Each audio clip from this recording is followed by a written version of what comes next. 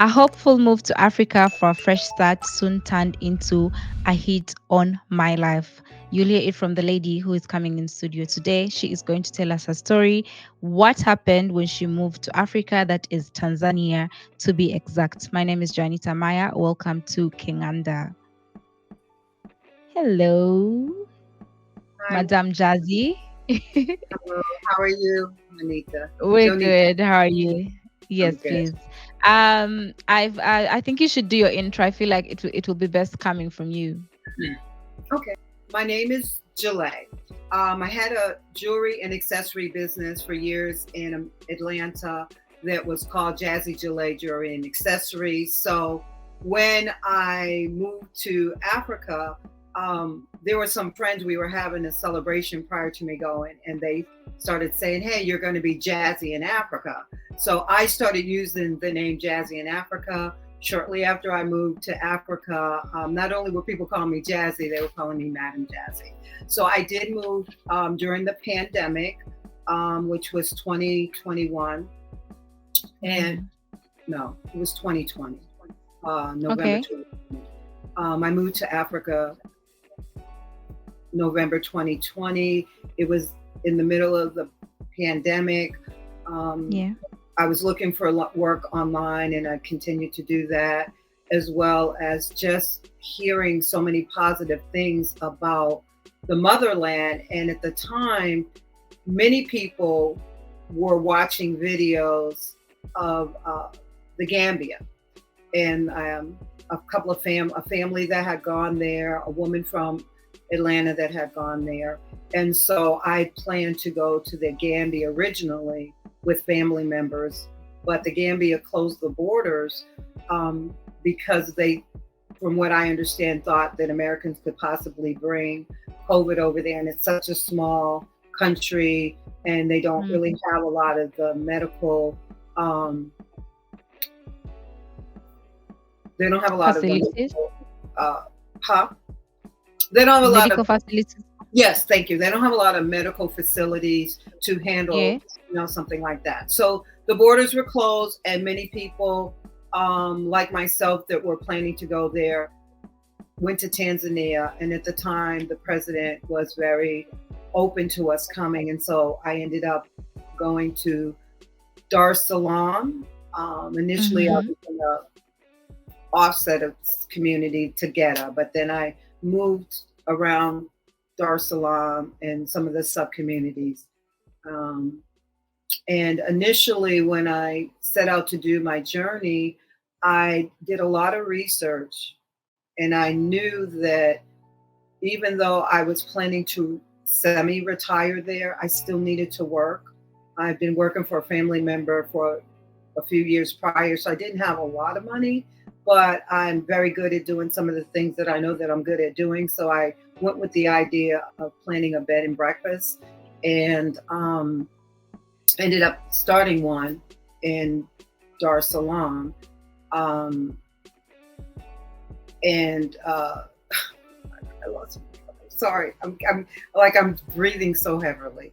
So It's okay. Take your time. I ended up starting the bed and breakfast in Dar es Salaam after some adversities, and I really feel that when you're traveling to a lot of these countries, one of the things you really must do is your research on the culture, Mm. on the economy, um, because that will really help make your move that much easier. And because I had a plan to live amongst the locals, learn their language, learn their culture, I kind of believe that that's one of the main reasons I was able to navigate a lot easier um, Mm. for myself. Yeah. Okay. So when you moved, first of all, what did was your family excited about your move to Tanzania? At the time, I was had recently divorced. Within like a year or so, um, I was a caregiver for my granddaughters, and because I was going over there with my family and my granddaughters, uh, I didn't get any resistance from that. My father ended up passing 2 weeks before I left the country. So I was really grateful that I was able to be there for him and be by his side as he transitioned. I did have quite a few friends that were not excited about the idea. They were like, "Wow, I can't believe you would do that." And I had so many other friends who were like, "Hey, I'm excited. I can't wait to come visit." And I had worked for a major cruise line before, and I travel, so I went with the idea of having all inclusive, but also an experience. It was just more than just coming and staying in a facility. It was going to be an experience. So I had many people that were encouraging me along the way to make that trip. Yeah. Oh, okay, that's lovely. So once you got to Tanzania, take us through that. How was the experience when you what was your first impression when you got there, and how did you go about starting your bed and breakfast? Um, when I first got, there's just something that comes over you, and even prior to going, it's like you have a calling. Once you make a decision to make that journey on the level that I had, which was to move there, it was a calling. I just think everything was flowing easily for me to make the decision to go. Um, Initially, my plan changed because my family member that I went to Tanzania with, which was my daughter, um, there was a guest house, not a guest house, a servant's house. The people that work, a worker's place behind our home Yeah. that we were renting. And I didn't plan on using that as where I was going to house my guests. But my daughter kind of felt that was the best place for me to start. And there was a chicken coop right behind it. So I was not in agreement with that. But at the point, there were people that were coming and people that were already there that wanted to leave living in the hotels. So there was possibility for it. I had done enough research to know there was possibility for that. I ended up leaving, living in the house where my daughter was. We were staying together, and I ended up moving into a large home, which actually was Miss Tanzania's family home. And I don't know what year she was Miss Tanzania. Really big home, and it was beautiful compound. So I put a lot of work into that, and people were starting to watch my journey online. And then it was literally like 2 weeks before people were going to start booking to come over. There was a major issue with the water, and the landlord did not want to repair that. Yeah. So I had already put enough money in. I was not going to get involved in something like that. So I ended up moving to another place, which was Kauai Beach. And quite a few Mm. people live there that are repats. Government officials live there. It's 900 feet away from the ocean, the Indian Ocean, and it was gorgeous. And so I ended up staying there. And initially, people were talking to me from the States to come, but there were Mm. people that were currently living there that were staying in hotels that needed a place. Immediately after I stopped living with my family, I hired a personal assistant. And her job was to help me with the language, help me with the culture, um, Yeah. not cook and clean. I did not want her to be a domestic. I've traveled and I've been to Jamaica quite a few times, and some of the Caribbeans that are not as developed as some of the major tourist places. I did work for a major cruise line, and I do travel on my own. So the dryness and some of the barrenness of it, I was accustomed to have seen that before, having seen it. But on the other hand, it's just a feeling that comes over you that you're at the motherland. And with my history and how I grew up, I think that was even more so uh, a beautiful feeling because I felt connected. And whether it was just mentally or just emotionally, it was a very beautiful moment for me. I ended up following Renee that has the Exodus house. And I told my daughter about her. So my daughter started to follow Renee as well. And Renee actually communicated with her. So we went to Tanzania, we stayed in a hotel for about a week, and then we moved into a house shortly after that. Renee and my daughter did an arrangement with the landlord. So our transition from the hotel into a home went very smoothly. Yeah. Again, I went with the idea of creating a bed and breakfast with people in America that wanted to see the motherland. I had also talked to a couple of promoters here. I'm a Chicago style stepper, which is a form of dance, and nobody had done a dance on the continent of Africa, which we call set. So I was really excited because my plan was to do something for New Year's Eve 2022.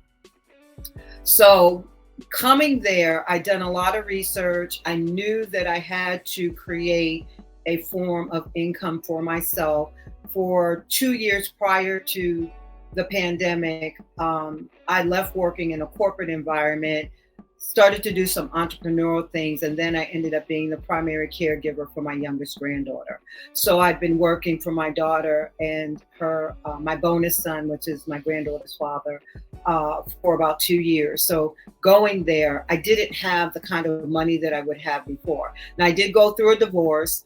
I would also like to share that I'm the mother of a murdered child. So my 18-year-old daughter, weeks after becoming 19, her life was taken.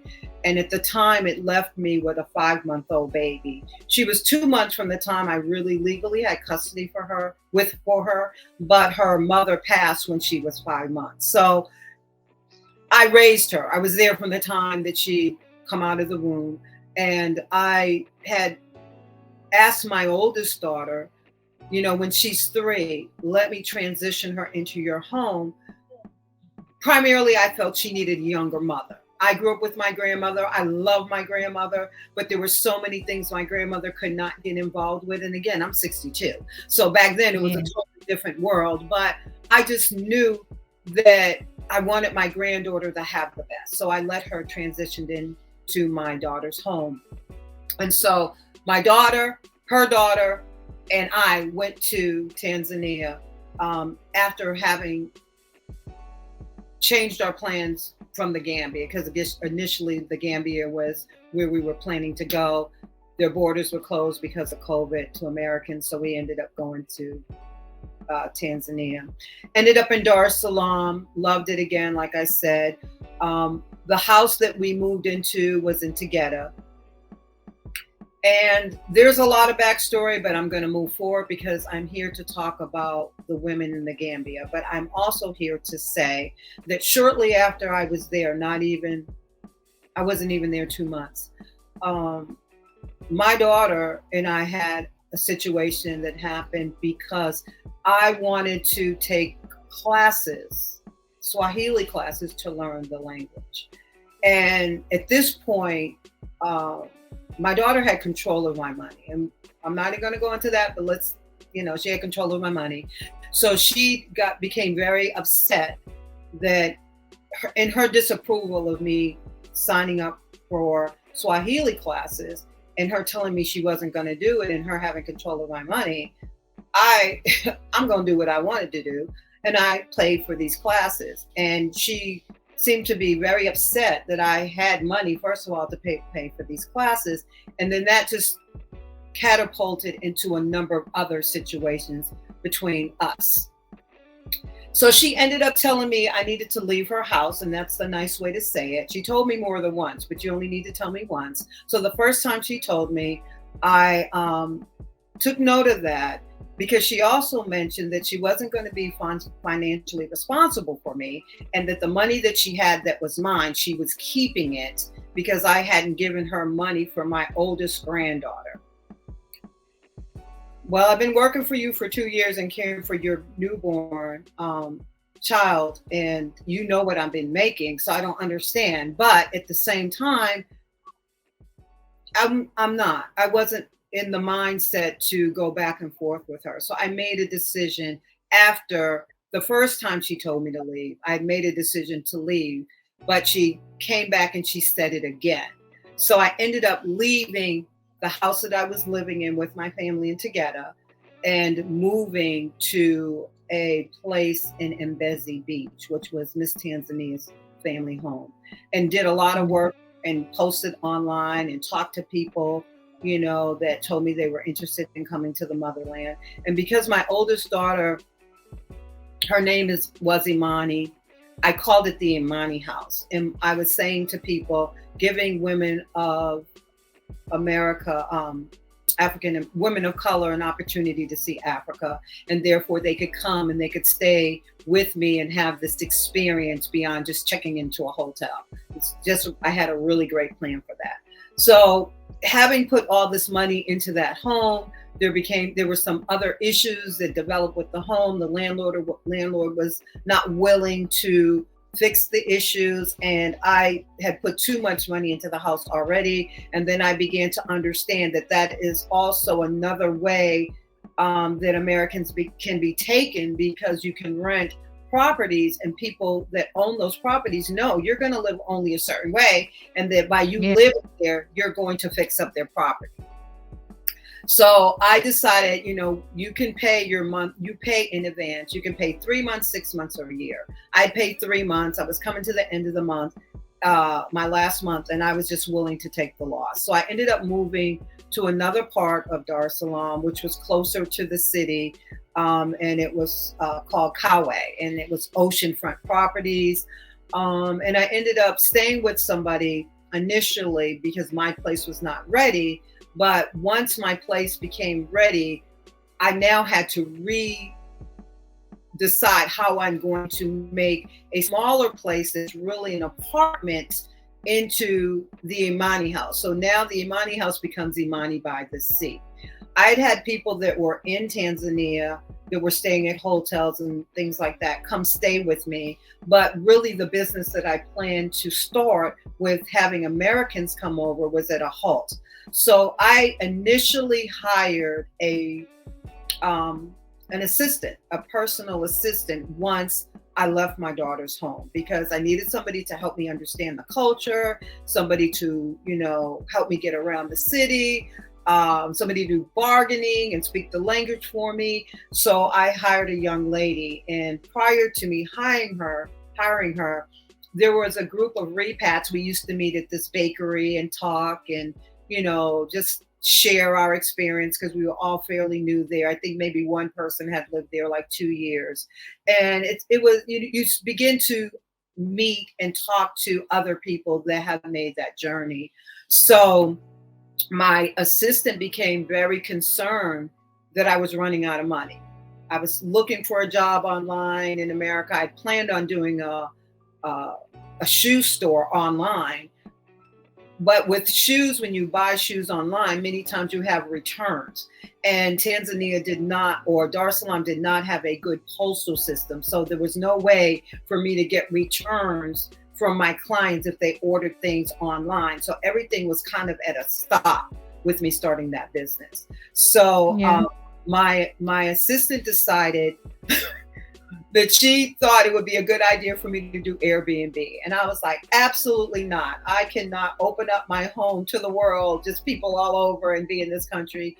But I'd gone away for one weekend to a village. I had an opportunity to go to a village because I wanted to see a village so much. I wanted to just really meet real people. And so I went to a village, and so she rented it out to a guy from Australia.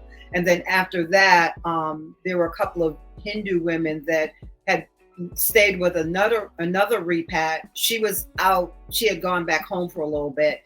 They were looking for a place to stay, and then they found out that I had a place. So that kind of eased me into renting to Airbnb or people that were not from America, because it was always bring people from America to Africa. At one point, my assistant wrote an Airbnb posting to say that I had 2 rooms available. There were 3 bedrooms. Everyone had its own ensuite, private balcony, and then I stayed in one room and I was renting out the other. Whenever anybody came to stay with me, I did my best not to be there because I wanted them to feel like it was their space. It was a beautiful piece of property, and I had other things that I was doing. By this time, I had connected to a local promoter that was promoting cultural music and arts, and he was having events all over the city. So I was had a tendency to take a lot of time to go to these events. He had a festival, and during that festival, that's how I found out he was a promoter. During the festival, I ended up sitting in his area not knowing, and then I ended up telling him, I'm looking to do an event 2022 and a New Year's Eve event, and I'm planning to bring 250 dancers from America to Africa, but I need a place to start teaching lessons, and then from there, a venue to host this event. So Yeah. him and I became friends. So I spent a lot of time learning about Dar es Salaam, getting involved with organizations and places that could help me. Like the French embassy was really one of my targets, and I met a couple of people there and had interviewed with somebody there because they sponsor the arts, and dance is an art. Um, so at one point, that posting that my assistant did, it attracted someone that was staying in Mbezi Beach at one of the hotels. This person came to my house. It was a gentleman. He came to my house and he looked around. He said, "This is great." And he says, "I was under the impression there were 2 rooms." But there's 3. And I said, "Well, I stay here. There's 2 rooms for rent, but I stay here." And he began to explain, I'll call him Calvin. He began to Mm-hmm. explain, well, I'm an attorney and I needed an extra room so that I can set up a place for my workers to work. And from my understanding, he initially said he came from Canada, but he had ties in the Caribbean. And because I was staying there, he was not interested in staying because he was an attorney and he needed privacy. But he knew of a family, 2 Mm-hmm. families and a son that were staying in Mbezi Beach at a hotel called the Serena Hotel. So he said, "Would you be interested in having them stay with you?" And I said, "Okay," because they wanted to get out the hotel. They had realized the property that they were interested in was way too far for them to be going back and forth. I think it was on King and Donny, which is an island. You have a ferry and it's kind of a commute. And they had already become aware of do not move into any property before it's fully ready. I say this to say that Calvin, the attorney, said, "I'm going to negotiate with these people. They have a son, but the son can stay with me. And the 2 couples, if I negotiate, can they stay with you?" Now, I had no choice because I had no money. The only way I was able to stay is if somebody paid to stay there, made a donation to stay. That's how I survived at that particular time. And both of these families came to stay with me. And I will say, honestly, it was great. They came with the idea of staying for a week that I think went to a month because their property wasn't ready, but they kept running into hurdles that their stay ended up to be about 3 months. I will also say that they were, and I do not want to offend anybody. I do not know the proper term, but I'm going to say what I think it is. They were Black Israelites or Israelites.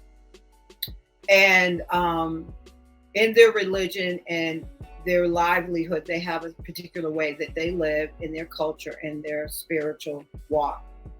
Um, that was they had a big community in Dar es Salaam. And they also had many social events in Dar es Salaam. And they also speak English like me.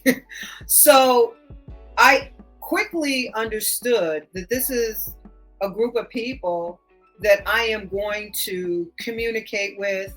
I've been staying with a woman in her place until my place became available, which was supposed to be a week. It turned into 3 weeks, and I ended up staying with her. And at the time, I'm not really sure, so I can only say what I believe. At the time, she came to Dar es Salaam um, really with her heart set on taking her spiritual level to another, taking her spiritual life to another level, and becoming an Israelite and walking the best that she could walk in that. They say it's not a religion, faith. You know, she was doing her best, and so she was actually transitioning to that, and I was living with her. So we were going to different events. I was meeting people, and I was having a great time doing it. I respect culture, so I'm going to dress like the culture. I'm going to dress like the Tanzanian. If I go to any of their social events and I understand they have a way of dressing, I am going to do that too. So I will also say, as a backdrop to that, from a very young child, I've always had a calling on my life. I started going to church when I was very young.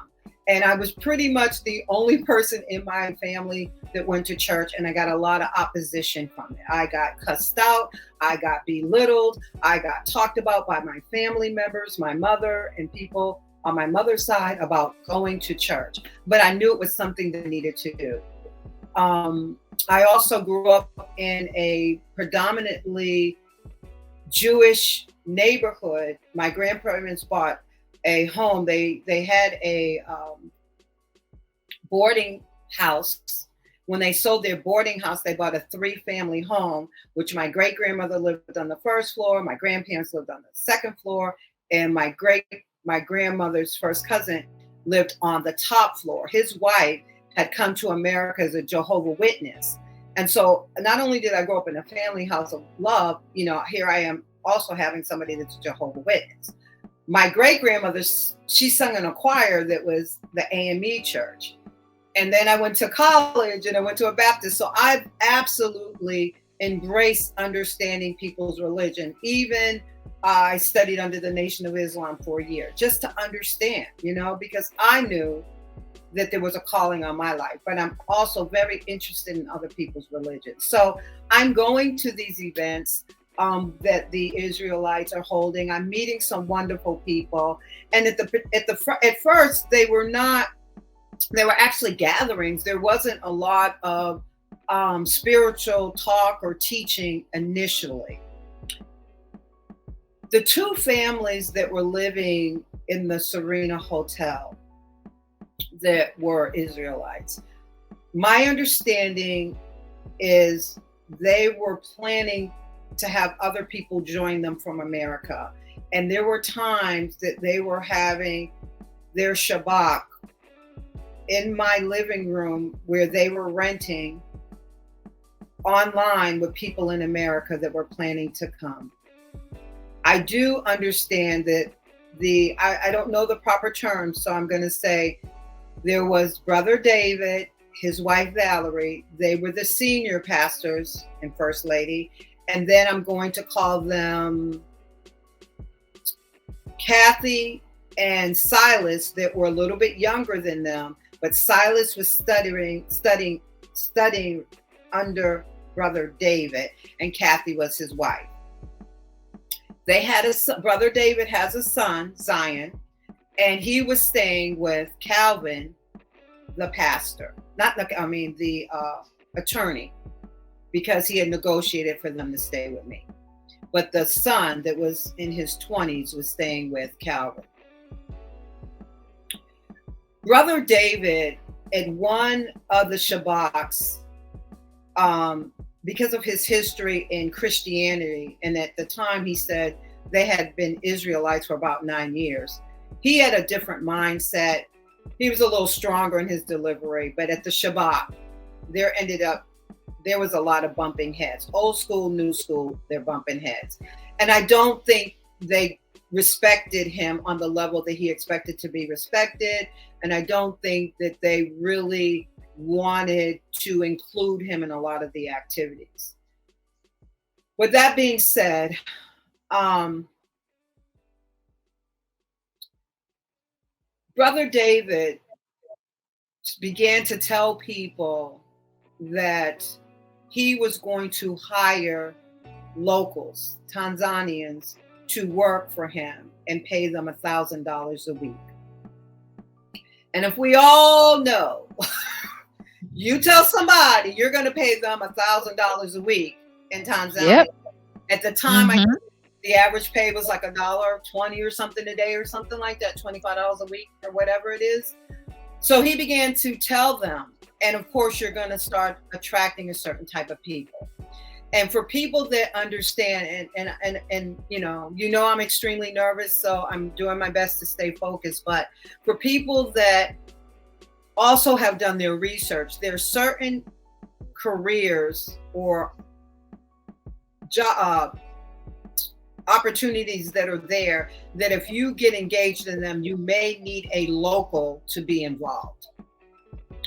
And he had, in America, he was a painter. He was a pastor, but he was also a painter for a major painting company. And he had a very exclusive part of the country that he would paint houses for. And so when he would paint these houses, there were months that he might make $10,000 doing that as a painter. So he brought that information over there as well. And he also brought a paint gun, an automatic paint gun. Well, they still paint with rollers, manual. Yeah. This is a spray painter, but it also converted into a disinfective unit. So he could disinfect just like he could spray paint. And so he ended up speaking to a gentleman. I wasn't really engaged in that conversation. A lot of this is things that I heard because we were living in the house. They would be gathering in the living room and in and out, my travels in and out my own place, going out, coming in, or sometimes sitting in my room, I could overhear certain conversations. So at one point, there was a gentleman that I think he was a former athlete or something like that. He found out about this paint gun that converted into a disinfective unit and said, hey, I can get you a contract with the airport to disinfect. We're in the middle of COVID. So that's one thing that I heard that was going on with that family. And then the other thing that I heard was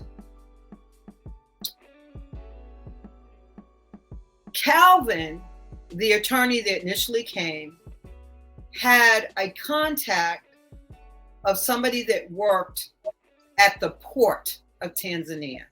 Not worked, had a business, was a business owner at the port. The two families had already put their belongings on a cargo ship so that their belongings could arrive in Tanzania. Normally, that's like a 45-day voyage.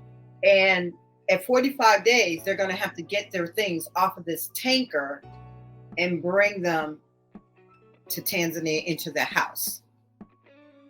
They didn't have a place at this time. They still had a couple of weeks. But now they're understanding that when your stuff gets to the port or customs, you can be responsible for a lot more money, fees, and all these different things that you might have to pay that's added on to the price of you putting things onto that tanker. And if you're a local, you have a local claim it, you may not have to pay as much money. So from what I understand, there was another business arrangement with this gentleman that had a business at the port, and it was also going to save them money in custom fees. When their belongings arrived, they were still staying in my place. They had yet had a disappointment with another place that they were supposed to move into. I think they had maybe 3 or 4 at this point. And now they needed some place to house their belongings because there are no, in America, we have storage units. In Tanzania, I understand there's no business like that. If you don't, you have to put it directly where it's going to go or find a place, but they don't have storage units. So they were having the challenge of finding a place to store their belongings. In addition to that, Sister Valerie, who was the pastor's wife, the main pastor, she began to do some research and try to find people that she had befriended to see if their belongings could stay in their house or their business or whatever until they could find a place to live. She had also become aware of, make sure when you go to the port to check your belongings that none of the seals are broke. So I guess what happens is when your things leave custom in America, they're sealed. So nothing can go in and nothing can go out. And when you see it, you can tell if something has happened.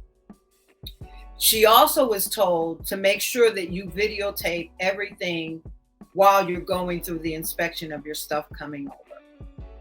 So what I understand is they showed up down to customs when their belongings came, and Silas, which would be the younger pastor in training, said, "Hey, wait a minute. This is my barrel, but the seal is broken." So Sister Valerie began to record that. As they went through the barrel, he went into a bag, and in the bag, he found bullets, ammunition. Another reason why this is so important that people do their research, because what I understand, I was not there. This is only conversation that at first I was not involved in. I just kind of heard it going in and out of areas, leaving and coming to my house until it got to this point where everybody was like, oh my gosh, what's going on? Not only did there were bullets in his backpack, I believe. They had a lot of camouflage things in their belongings. And if you know one thing about going to Tanzania, you do not need to bring any type of camouflage, nothing. Yeah. East Africa. Right. Yeah. And so from what I understand, at that point, I just heard it was a bag, and I heard that they had other things in there, right? But I knew that it was camouflage and there was some things that could be considered military. What I also understand why they would bring such items was, and forgive me, I do not mean to offend anybody, I don't know for sure. There is something in the religion, and there are people that are in America, they believe this too. You got to live off the grid. You got to live in a bunker. If something ever happens, you got to be prepared. So they believe that with their group that was coming from America, along with anybody else, they had to get land and live off the grid, and they would need these particular items in the event of. Valerie took the video of the bullets, of Silas saying, "This is my bag, this is not my bullets." And she shared it with somebody, I believe. She uploaded it to the cloud. She had it on her laptop, and I believe she had it on her phone.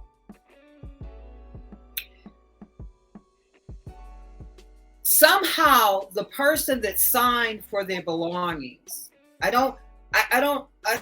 this, because I wasn't really engaged in it, but at some point, the guy that signed for their belongings became really irate and upset and emotional that he was going to be in trouble with the law, the government, because there was ammunition and all of this kind of stuff.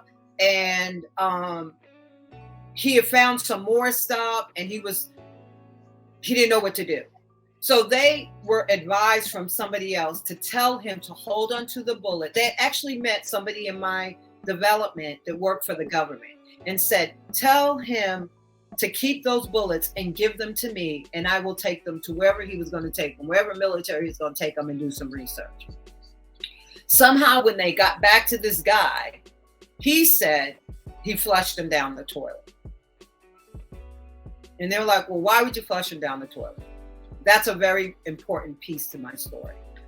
So life goes on. They're nervous. They're trying to find out. They're paying this guy because he's saying he's going to be in trouble. He got to pay all these extra fees because they found his bullets. But if you pay money, it'll go away. I do not know what they paid, but I do know I heard them scrambling to get money to pay him so that he would not lose his business and his family not be able to take care of themselves. And so from there, he kind of disappeared. At one point, he just disappeared. But now they're looking for a place to store their items. And within the group, there was a woman that had befriended a young African guy. He was a teacher, but he was also managing a house that was empty. And he had a young man, I guess you call him a houseboy, that would watch the property so the house wouldn't be vandalized. And he said, you guys can store your items in that house until you find a place. I did not know this at the time. I became aware of a lot of this information later on, which will make sense. So now they store their stuff in this house.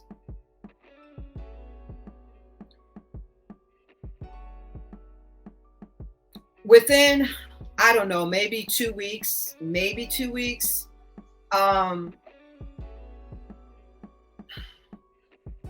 Silas and Kathy have to go back to America because he was working on something that he could no longer work on online. And it was during the pandemic, and I believe it had something to do with something legal. So they had to go back to America. They didn't really have the money.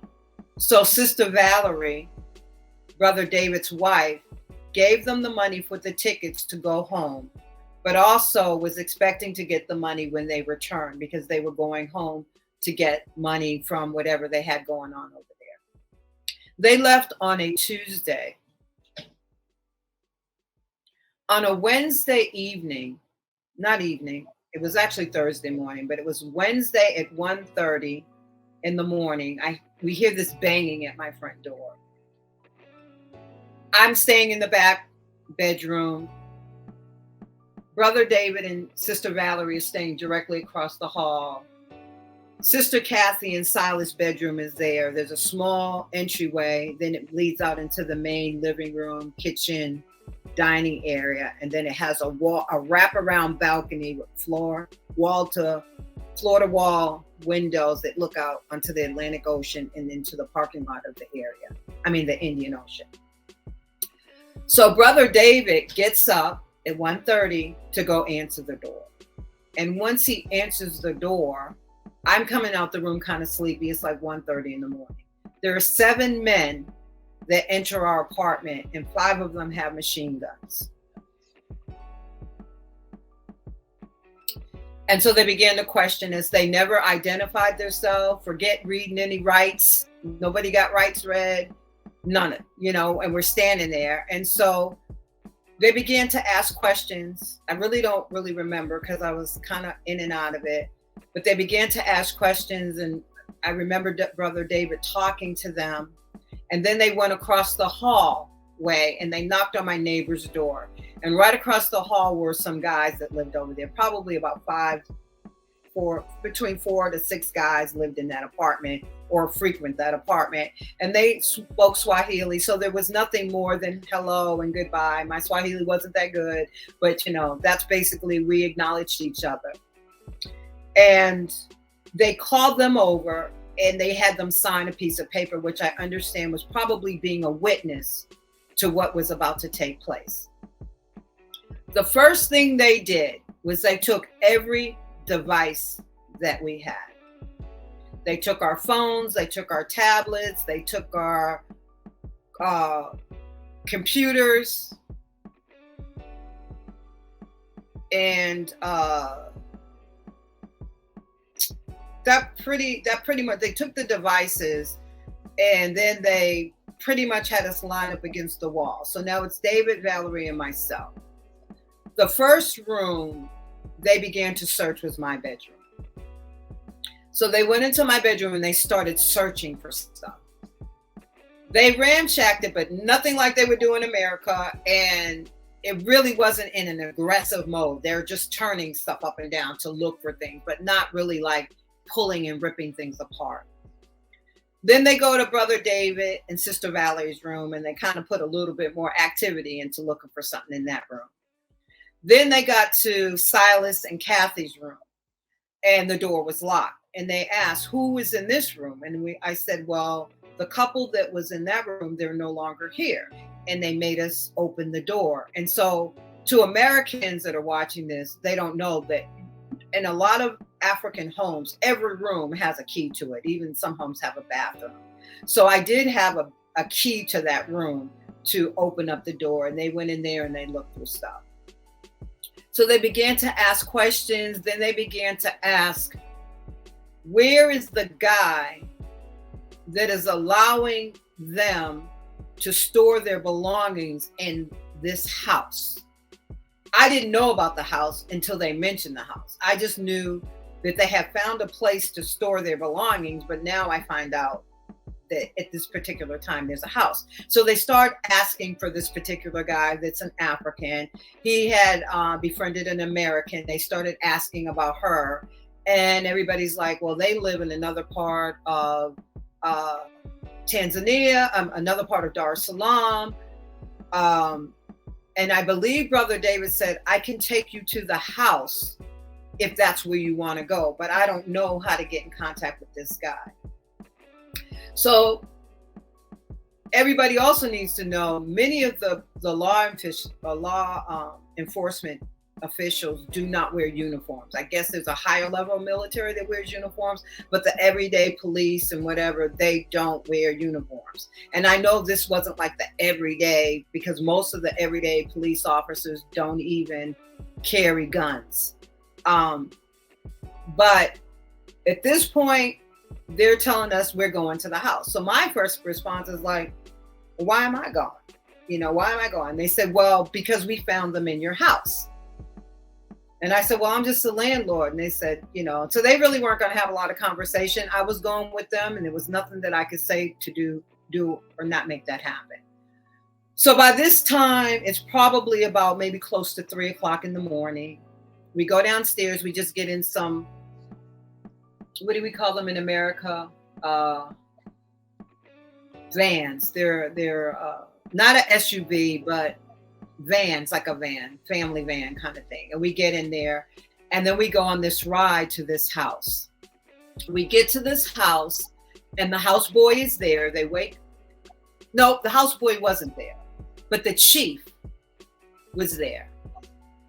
So the house, I guess, was in the area that the chief manages, and the chief is talking to the police officials, and there's a gated door covering the actual door. Unbelievable to me. Instead of them getting a blowtorch and taking the thing off, they began to manually try to disassemble this iron gate that took a while. Eventually, they remove the iron gate. We go into the house, and all their belongings are on one side. Brother David says, these belongings over here are mine. Can you please not ramshack? If you go through these are Silas and Kathy's stuff, and we can keep it in some kind of order.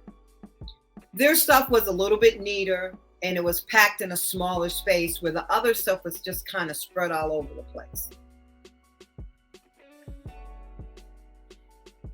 They looked through stuff, but they weren't really ramshacking. And then they go to this one barrel, and in the barrel, they pull out the knapsack that has camouflage in it and open up the zipper, and there's bullets in it.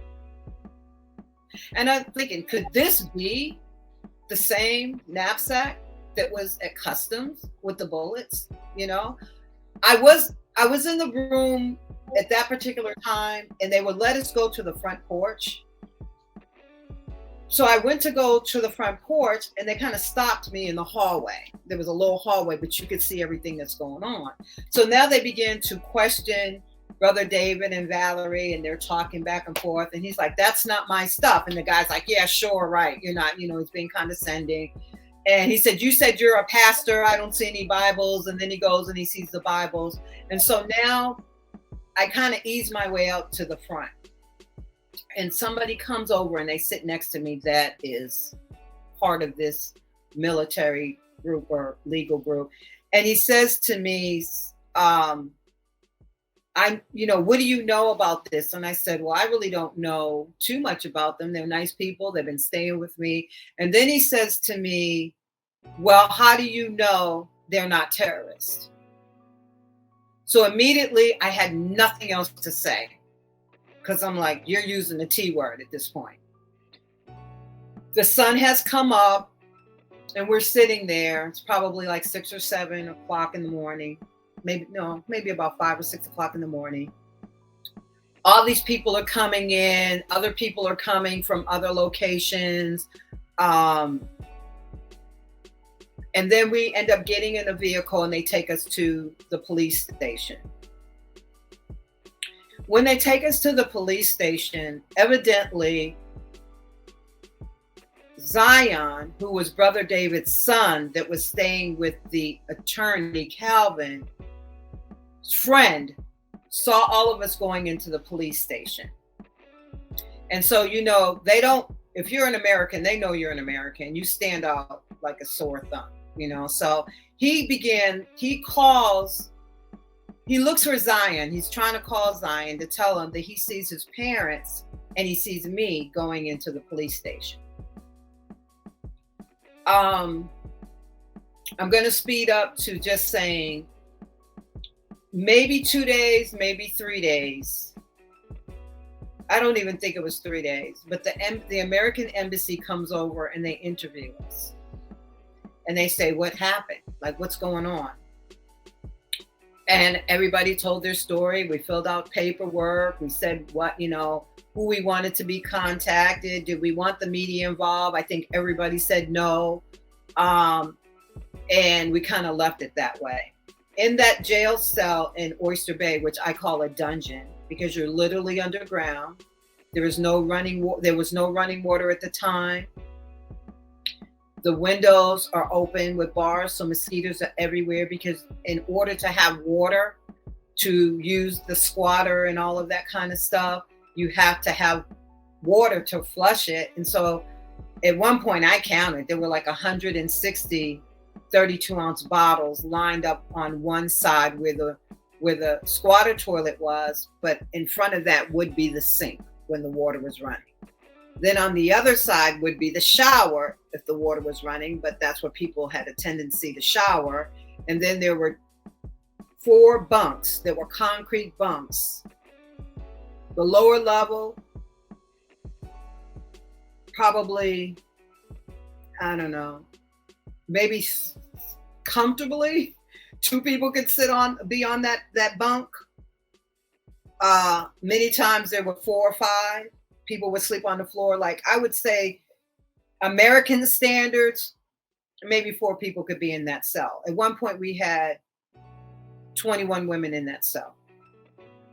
Next to us, because there were so many men, they had men in the cell, and then another cell down, they had another woman that had gotten into a fight with a woman that was in our cell. So they put her down there by herself, but it was horrible conditions. Like, they tried to put Valerie and I over there at one point, and there was no way. We didn't even last a couple of hours. It was unbearable to be in that cell. Brother David was all the way on the other side where all the men were. Never went down there, but they had many more cells for men. One thing people need to know, not only did we not have running water, you have a squatter, you have an open window where the mosquitoes are coming in and out of there. You are not allowed to have a pencil, a book, slippers, a pillow, a blanket. You're allowed to have nothing. One outfit. That's all you can have. You can't have socks. You can't have anything.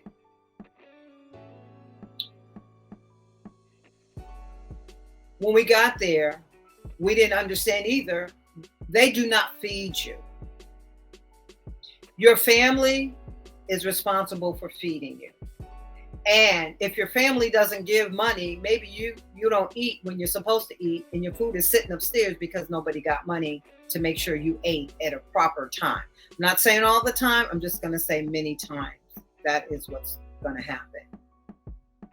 So now the conditions of living there are just really kind of horrible. Um, Valerie at the time was just turning 61. And she had no money. We didn't have any money for bail. She had given the money that she had to Silas and Kathy to go to America. But she was expecting some money because she was about to turn 61. And in America, when you turn 61, you can get your retirement. You can get an early retirement. So she knew this money was coming. And the money came while we were incarcerated. But Valerie became very ill. And she believed she had walking pneumonia because she was sleeping on that lower bunk, and it was concrete. And she had had knee surgery, from what I understood. So it was very difficult for her to squat over the squatter. So she would wait many times in the middle of the night to use the bathroom. And a lot of Americans, when they go to Africa, at least Tanzania, from my understanding, because I was one of them, you immediately use the bathroom quite frequently. Like everything is coming out of you, kind of liquid form, and many times. So if she would have a situation where she had to use the bathroom and then clean herself, she would now use the squatter, go over there, get a bottle of water. Everybody did this, but she would do it many times in the middle of the night. And it was your winter, because we were incarcerated in August. It wasn't cold like a American winter, but it was cold enough that if you take a bath with room temperature water and then lay on concrete, you probably can mess yourself up a little bit, particularly being an older person. So this seemed to be what was happening with Valerie. And she felt she had walking pneumonia. So as she became ill, as she became worse, she continuously asked for medical attention. And her medical attention, she wasn't getting medical attention as swiftly as she felt she should. There were times where she would go to, it wasn't a pharmacy, because I've seen pharmacies, but it was something, they were like little stations that she would have to walk to. So she would say that she went, but she was so exhausted by making that trip, and then she would get back and they'd give her some kind of medicine. At one point, we needed food and we needed, of course, an attorney.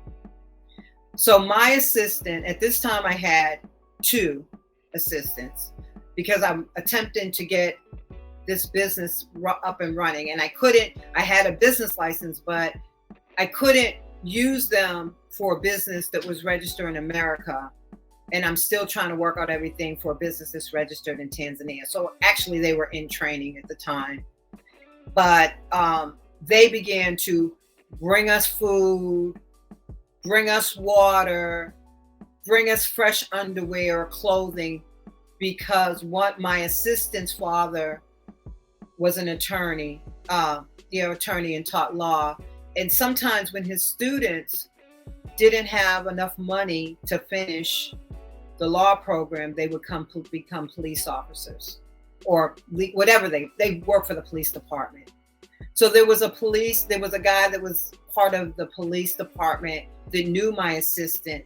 And because of that, we were able to probably get a little bit better treatment than we should have been able to get. Because what I understand from the American embassy, all they can do is make sure you're treated fairly. They cannot interact with the rules or the laws of the country that you're in. So that might mean we get our food when it's hot. That might mean that we could come upstairs, because the air quality was so bad down there that they would let us come and sit up in the main foyer of the police station and breathe fresh air. And so there were even times where Valerie was so sick that they would let her sleep in this room on 2 chairs. And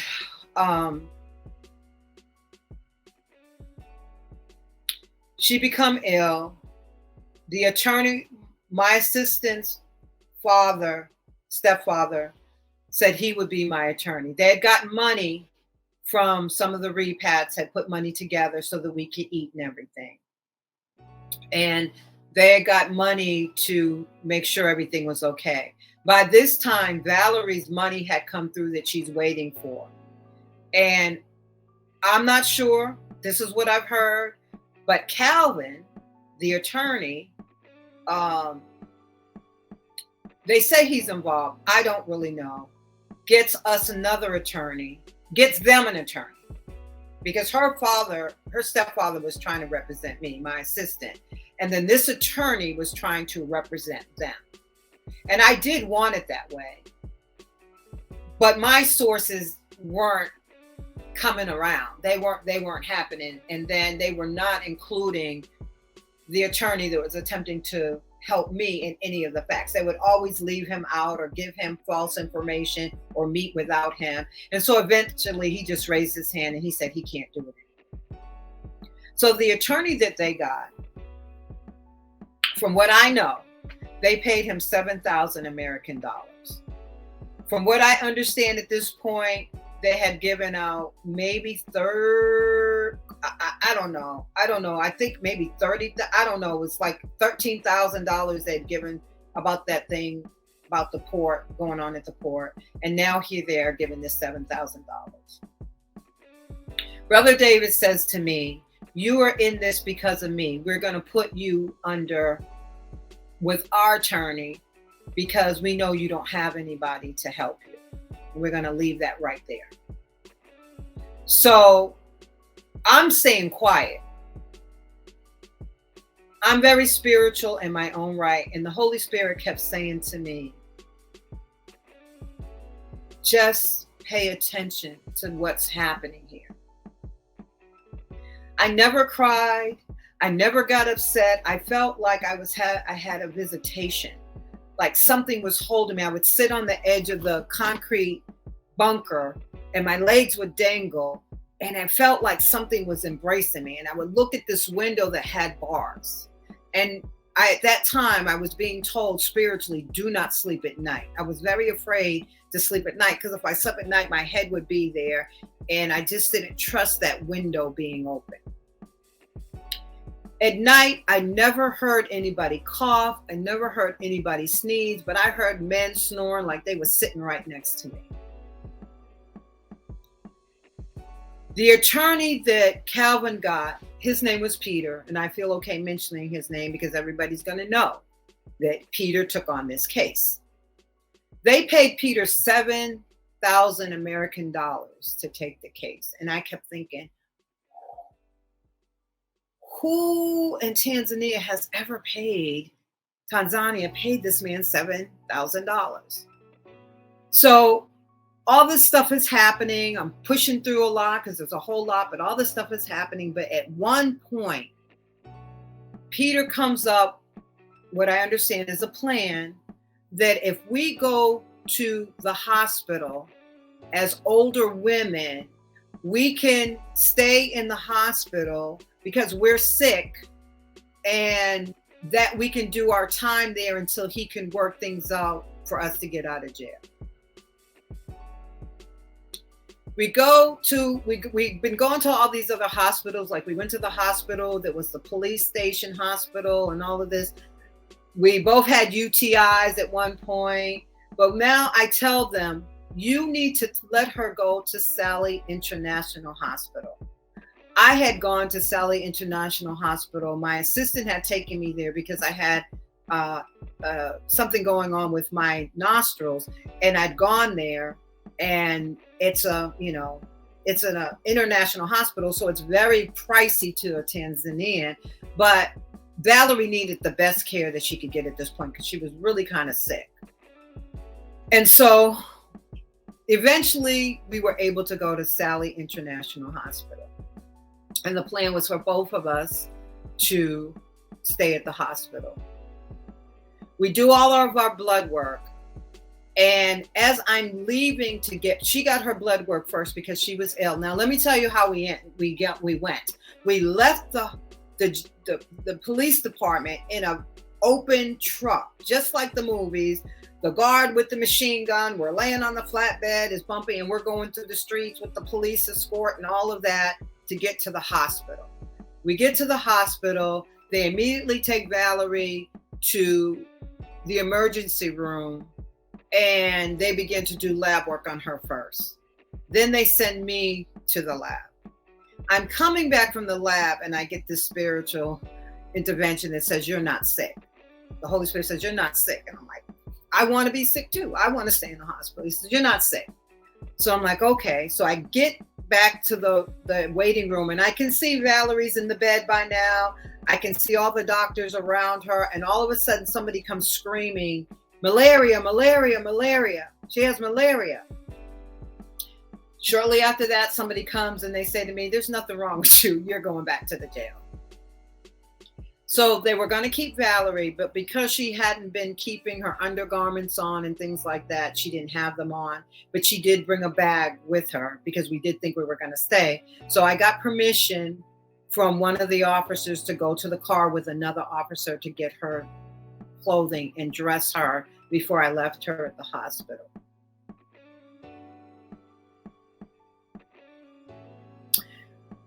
There was one time where Valerie was upstairs sleeping in those chairs, trying to get fresh air because she would have breathing issues sometime. And she was in and out of her sleep, and she heard somebody say, well, if she dies, let her die. And she pointed out two people later on that said that to her. So now I'm leaving her, and she has to be overseen by a police officer or somebody that's part of the police station. And I see somebody that she had pointed out was one of the people that had said that. I go back to the police station. Now I'm going to tell you, I hadn't cried. We spent 3 weeks in that dungeon. I get back to the cell. And I go downstairs into the dungeon and everything. And the police had told me, and I don't even know if that's the proper term, I'm just referring to them as police. They had said, while you're in jail, you are her husband. Like, I had to do everything. So I began to send a message from one Tanzanian to another Tanzanian so they can let her husband know that they're keeping her in the hospital. I get up in my bunk. Nobody wanted to sleep with me up in my bunk because it was open on 3 sides. So if they fell asleep, they would literally fall on the ground, and goodness knows what that would be. So I had an opportunity to pretty much sleep by myself, where people were sleeping with 5 and 6 people on their bunk and on the floor. I hadn't been in that jail cell, I don't even think 2 hours. And one of the men in the cell next to us in Swahili tells a woman in my cell that Black American lady died. I don't know how they know what they know, but let me tell you something. Some people know stuff over there. So I heard that, and I sat up and I began to go in denial. I'm like, oh no, like, she's fine. But they began to talk about it in the next cell. And as they began to talk about it in the next cell, the woman that was in our cell was telling me bits and pieces of what they heard. And these women in our cell, many of them were younger. And one of the things I can say, nobody was in that cell that had done a real crime. Like, it was, they owed money, they didn't pay this, but it wasn't like anybody killed or anything like that. And if they do, they go to prison. But there was no real hard criminals in that cell. It was pretty much they owed money to somebody or they didn't do something. And so they really had a lot of respect for Valerie. They called her actually Mother Pastor. And Valerie would hold prayer with them. And it was the most beautiful thing for me to see as an American, because we know Tanzanian is combined with Christians and Muslims. And the Muslims would say their prayer and the Christians would say it with them, and then the Christians would say their prayer. It was just, it was amazing just to see the sisterhood and the togetherness. When we ate, everybody ate. When they ate, they would offer Valerie and I first. I was very fortunate because I have a history of diabetes, and the Tanzanian diet is primarily starch, but I managed with my assistant never to get my sugar levels to the point that I was like out of whack. They brought me water, because you have to buy everything, and they were able to get money here and there. So they were very upset. They were crying, and I knew that they were crying, that it had to be true that Valerie had died. So the next day, I don't even think Brother David knew this. The next day, around 2:00, well, not 2:00, it was like 4 late afternoon, we're allowed to go upstairs. And every day we're just thinking, we're going to leave. We were allowed to go upstairs. And as Brother and David and I call it the dungeon, because that's what it was. We were going up the stairs of the dungeon. I said to him, because there was a part of me that was in denial. I said to them, don't let them put Valerie on a ventilator. Something just told me to say that to him. And so he turned around and he looked. And when we get upstairs, we see in the cubicles, they have like all these, they're glass. You can see into each cubicle, but they had us going into one. And they're nothing, they're very modest, is a good word for it, with stacks of folders that are brown paper because they don't have a digital system. Everything is manual. There's no computerized system. And we go into this room. And this guy from the embassy, I believe he's the director, but I don't know. But I do know his name. His name was Matt. You could tell he was shocked. He had these piercing blue eyes. And he just looks at David and I think they brought up the houseboy. They had now found the houseboy. And he's looking at us in amazement. And he's like, I didn't even know you guys were over here. You could just see. And Brother David begins to say, how do you not know we were over here? You guys came and interviewed us and this, that, and the other. And so he's listening to our story like we're telling it for the first time, because he said he was not aware that we were over there until today. And then after he listened to our story, he says, I have to inform you that Sister Valerie died today of COVID. They had been married like 28 years. He goes into his thing, I go into my thing, and I'm like wailing and crying and accusing and all of this. And then something said, wait a minute. And I said to him, I said, well, when did she die? He said she died 2:00 today. So I sat there and I'm like, oh, okay.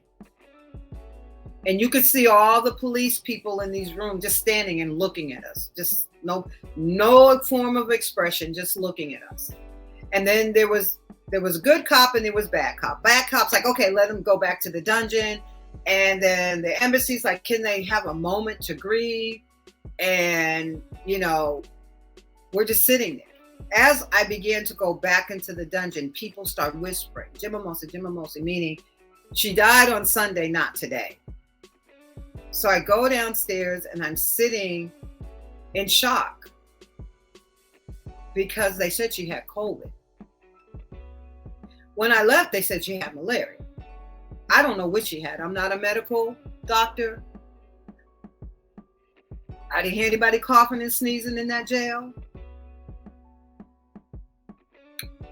I'm going with, if you said she died of COVID, that's what you said she died of. The next day is Tuesday. All of a sudden, we're going to court, and we get the same situation. We get on this truck with the machine guns, and we're sitting there. It's like everybody that's supposed to go to court that day.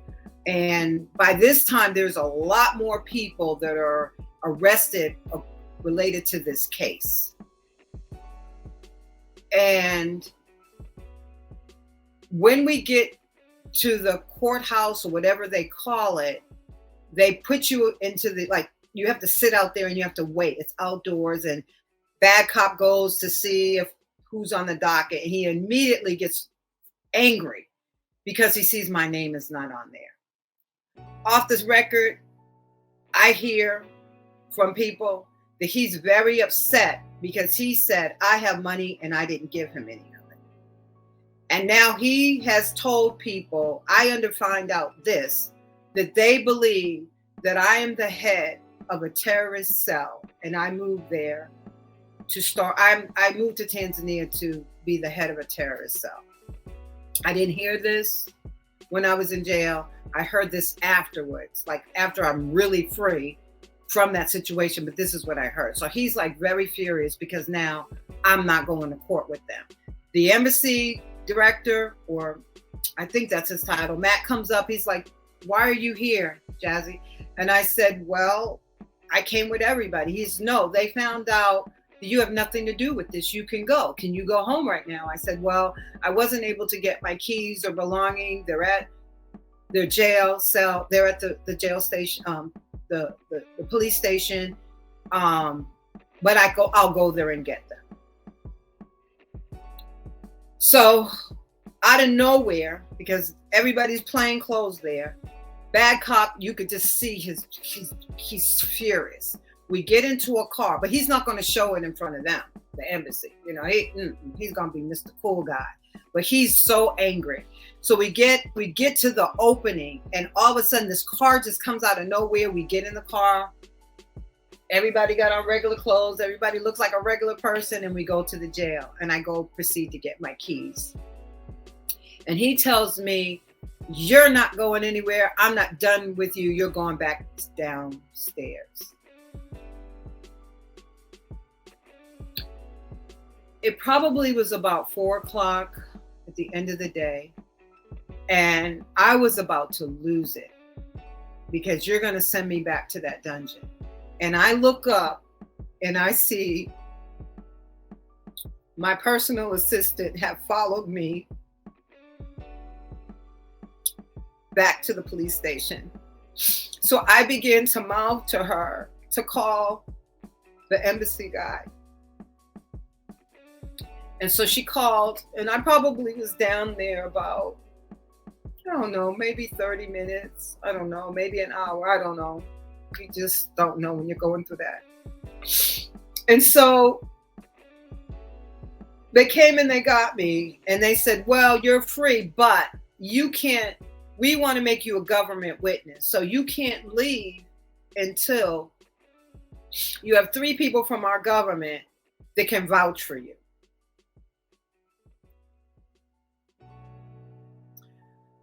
So now I'm sitting in the office and I'm like, what? I'm telling you, the Most High loves me. He loves me. So what I came to find out at that point, it's not so much like in our country, when you work for the government, you have a position. It's more or less you have something that's registered with the government. So the promoter that I'd been going around Tanzania trying to find a place to, have my dancers come and my friends and everything, his business is registered. So he's considered, it's a government business. He's a government, whatever that term was they use, government employee, whatever. So now people do not like to mess with law enforcement. This has a lot to say for my character, that local people stood up for me and knew that I had nothing to do with this, because they were willing to sign documentations to say that they would stand in good faith that I had nothing to do with this, or that I did not come to Tanzania with ill wishes. So he gave them his paperwork, his legal documents. One of my workers, she has a business that kind of like a multi-level business, but I guess they have to register it. And then my personal assistant, she went to get my business attorney because I had a business attorney as well.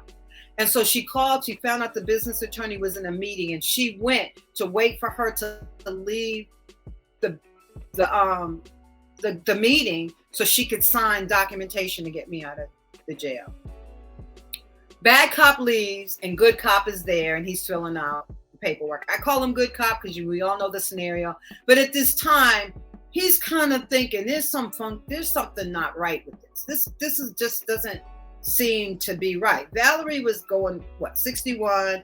I believe she's like 5 years older than Brother David. You know, I didn't know a lot about spies and all of this kind of stuff because that's not how my life was going. I'm a dancer. I sold cosmetics for 30 years. I'm raising my grandchildren. I'm selling. I don't know about that kind of stuff. But now, since I've come back to America, I've kind of done a little bit more research than the knowledge that I had about this type of thing before. So now, bad cop leaves good cop. Good cop is a little bit easier to deal with. My assistant, the second worker that I had, she gets kind of crafty. Love her. She sneaks her paperwork under the promoter's paperwork. So as good cop is filling out the paperwork, he just automatically goes to her paperwork. And he says, you know what? I got two. I'm not worried about the third one. We'll get it later. So they release me. But they tell me, you can't leave because we need you as a government witness. I go back to where I'm staying at this point. I am so paranoid of everything. I can't sleep in that back room. I don't want to talk to anybody. And what I can tell you from a lot of the repats, people that were speaking to me all the time, people were like, hey, Jazzy, but then they were like, nobody really wanted to get close to me because nobody knew what happened. But they knew that Valerie had passed.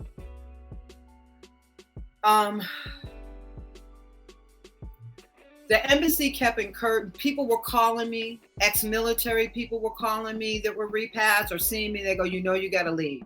You know, there's a target on your back. I'm like, but I didn't do anything, you know, because I'm still kind of in denial. I don't have any money to leave. Well, that's a whole nother thing, but I was still kind of in denial. I didn't see and understand the impact. It was when I got out of Oyster Bay that my workers told me that they were so nervous because they kept telling them, you need to get your madam out of here because we're going to kill her because she's a terrorist. And that's what we do. We kill terrorists. They were so nervous. Their parents and and people in their lives were like, you can't leave her. You cannot leave her in that position. They threatened to put them in jail, and their parents said, don't worry, if they put her in jail, you in jail, we'll get you out.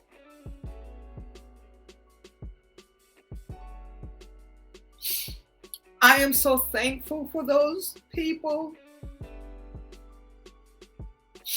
for being there for me. I am thankful for God showing me favor and putting people in my life to protect me, to make sure that I could eat. People that knew me because I did my best to become part of the community. There were people over there that came from America that you're paying people like you are a colonist. I asked that girl when I hired her, she had just graduated from human resource school program. And I interviewed her because I got met. That's a whole nother story, but I interviewed her and I said, well, how much do you expect to be paid and why? And she told me she wanted $40 a week for over 40 hours of work. Like, what? I got so much backlash from even the locals for paying her $40 a week when they didn't see her cooking and cleaning. I can cook, I can clean my own place now. I'm not gonna lie. I love the deep cleaning. I hire people to do deep cleaning, but I'm not gonna come over here and pay somebody $20, $25 and they're washing clothes by hand and they're doing all. I don't need anybody to do that for me. And before I even found myself in that situation, somebody said to me, one of my workers said to me, you're not like other bosses. You treat us like people. And I said, well, you are people. So that whole 3 weeks, those women were there from the time that I was supposed to get my first meal to the time I was supposed to get my last meal. They did not let me get out of their sight when they could. When I got back home, and the embassy kept saying, Miss Green, you need to take a COVID test because that's the only way you can get back home. This is going to throw you guys because this is totally left out of it, but it's such an important piece because everything that happens to you is for your good. When I first got my apartment and been staying with this other woman, there was an American. We found a store where we could go shopping, very much like in America would be like almost some Marshalls or something like that without the clothing. And we were looking for oil burners, just simply to burn oil. We had gone to the bank and then we went to this store. And in the store, I was pickpocketed. And it was so interesting because before I even got left living with my family, I had asked to put my stuff in the safe and I was told no, which I was so happy that I didn't have my stuff in that safe.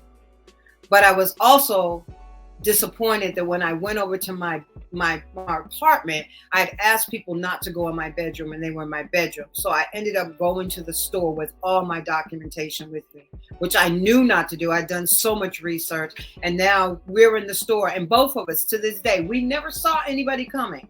I had a bag, a hobo bag. They took all my documentation. I'm not going to tell you what they took, but they took all my documentation and my passport was included in that and the money that I'd taken out of the bank.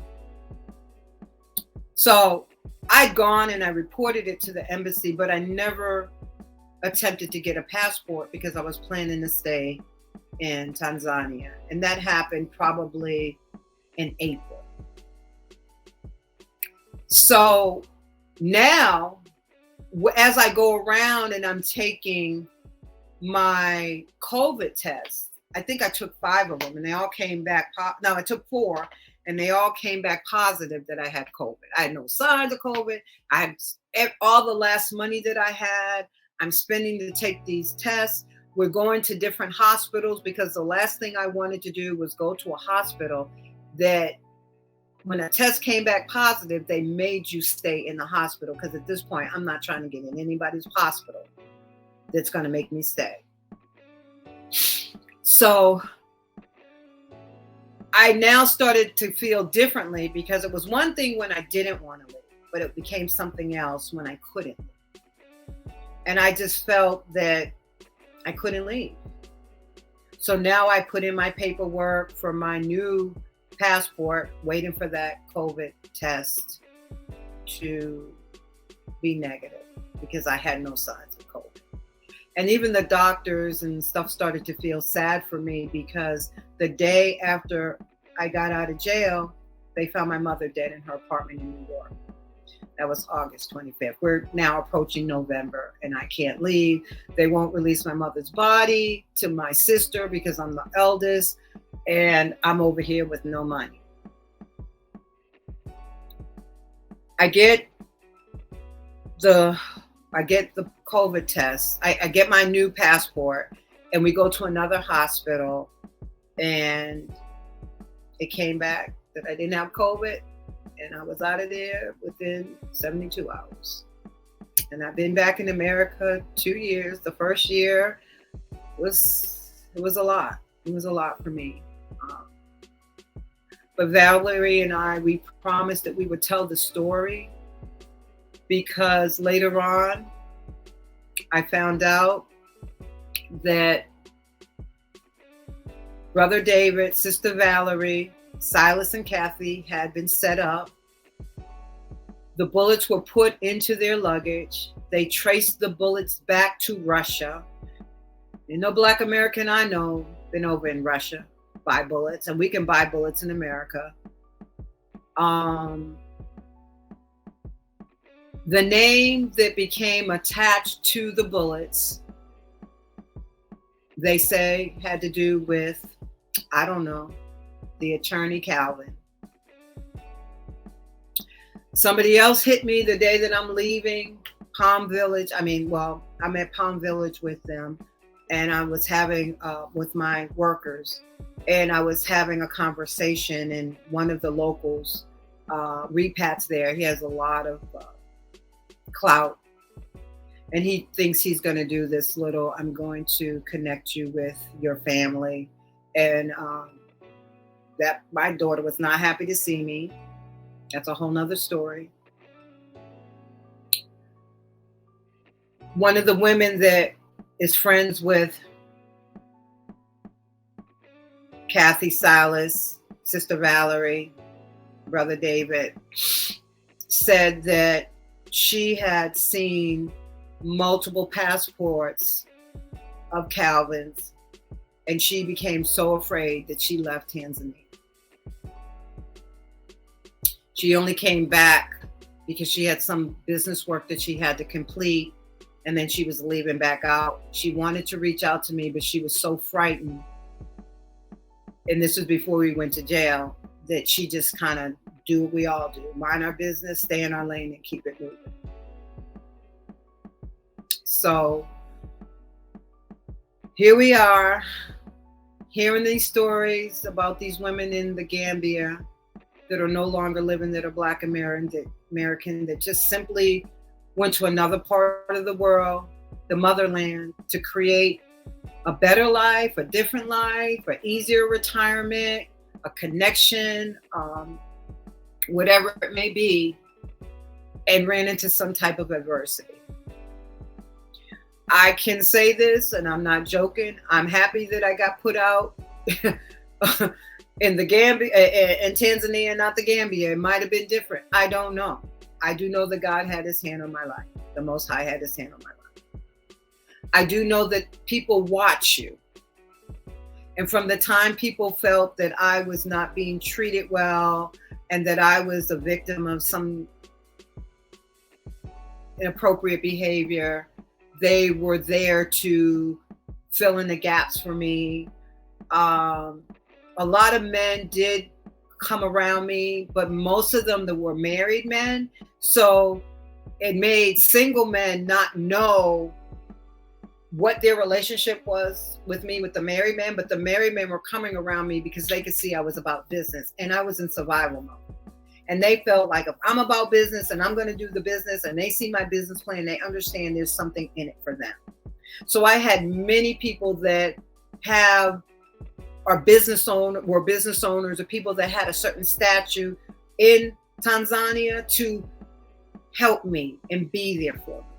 Even somebody in my building that worked for the government, at the end of the day, began to give me information and advice. So this is the story. There's so many other parts of it that I haven't told. We don't have enough time. But people have been reaching out to me and asking me to tell my story for a long time. And I just wanted to prepare myself. I probably didn't do the best job because I'm fighting back so many emotions and telling the story. But you shine like a diamond over there as an American, a Black American. And I used to say, it's a little slanderous, but I used to say we're like white women on steroids over there. Like everybody wants to get together with you and be with you, and they just want to have a relationship with you. And I never even let my mind take me to the point of thinking that what has happened with some of these women, that you could get poisoned, that they will kill you for your land. But I believe that that's possible because there's bad people everywhere. I'm in the South. I'm in Atlanta. There's bad things that happen every day. But when you're in a culture that you don't understand and you can't speak the language, you're by yourself. You're more of a target. And women want love, and men will treat you so wonderfully over there. It doesn't matter. They don't look for the material things that we look for in America. They will they express that they see women from the inside out, you know, um, which is what women, I guess, they want in America. People definitely knew me. I was the lady with the white hair living in that big house. They kept saying, "Why is she living in that big house by herself?" You know, they knew that. When things happened, when I got out of jail and I began to explain to one of the um, leaders, I call him a leader, but he's a very prominent figure in the repack community in Tanzania. And I began to tell him what happened. He's like, "I know what happened." And he told me everything like he was sitting in that jail cell next to me. I also understand that 1 out of every 10 people are an informant there. Dar es Salaam, City of Peace. They want to keep it peaceful. They don't want people coming over there disrupting their culture and their community. And what they see of many Black Americans on the news is not, and the media is not a very positive light. So they're going to have people in place. I knew that. I wasn't doing anything wrong. So I'm glad that those people could say, "Nope, she's over here. She's doing this. She's taking Swahili classes. She's down at this place. This one, she's over." Like, they knew what I was doing. So at the end of the day, I believe that's one reason why I'm still alive today. I truly believe that's one of the reasons why I'm alive, because I had people watching out for me in the community. Um, but many repats, they stay within themselves, or they don't really connect unless it's a employer worker type of environment. And if you're going to live there, you need to understand that you need to know people, but you also have to be careful, because people will steal, people will take, people will do everything that criminals do over here, they'll do over there. The issue is when you first move there, just like when immigrants come here, we have a big issue right now with immigrants. We're not hanging out with the immigrants that are coming from all these other countries. We're not saying, "Come have dinner with us," whatever. Those people are over here surviving on the level that they're surviving. So when we go to these countries, we're on that level. We're not with the people that are in prominent positions and great opportunities and everyday people, because why would we be? You have to earn the right to be on that level and in that community. So this is my story, I guess, Jonita. That's what I have to say. Yeah. Yeah. Honestly, your story is It's so deep. And so I've taken these 2 years to just kind of heal from the trauma of it all. There's also a family side to it. You know, I went over there with my family and that whole thing. And now to even hear the things that are being said that are false narrative, and my grandchildren are there, I feel that with everybody encouraging me to tell my story, I have submitted a book. The book has changed because it went from, like, I'm making a memoir more than just an autobiography or book about the story. And then I just feel like I don't have any contact with my granddaughter, so I am creating a digital diary. I hate to put my business on YouTube. I hate to put my business on yeah. YouTube, but if anything happens to me, my legacy will be a lie. And I just Yeah. am not allowed to do that. My church is I go to church, and my church is very big on Mm. legacy living. So Yeah. that's my journey. Okay. And It's a very we thank God you're here today. So let's thank him for that. Thank you so much for sharing. Honestly, I was just listening this whole time with a shocked face. Like, there were so many twists and turns. Like, I'm so happy that you survived all that. It's very unfortunate that you experienced that in Africa, because this is supposed to be a safe space for people who come to the continent. But of course, the world, the evil people everywhere. So you, absolutely, absolutely. yeah. Um, if people want to support you, how can they go about that? Maybe a YouTube channel, Instagram page. I am launching my YouTube channel March 31st, which is it's there.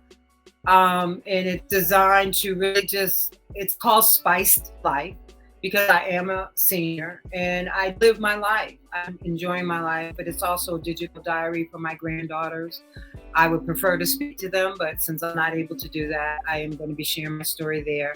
My book, it's going to be released in August, um, and so that's far out. I was planning to release it a little bit sooner, but I just Mm. was encouraged to change, just focus on this story. Not Okay. focus to not focus on the story. So yeah. Okay. So it's Okay, Jack. perfect. So my YouTube channel. I'm sorry, my YouTube Yeah. channel is called Spiced, SPICED Life dot online, and that's on YouTube. Yes. Yes. I am on Facebook, and I have a group, the Power Place, where I just share things about injustice, um, mostly in America, but across the world. But I also celebrate people's accomplishments, and I've had that group for about maybe 5 or 6 years now. I share content and share content of positive things happening, as well as achievements of African Americans in our Yeah. history. Yeah. It's okay, I understand. Well, thank you so much. We've come to the end of this episode. I'm sorry it was a long one. We'll try and see what we can do to salvage it. But this was a very powerful story that I think everyone should hear and take heed of. Pick what you can, pick what lessons you can. But thank you so much for watching. Subscribe to our social media pages. We'll see you guys next time.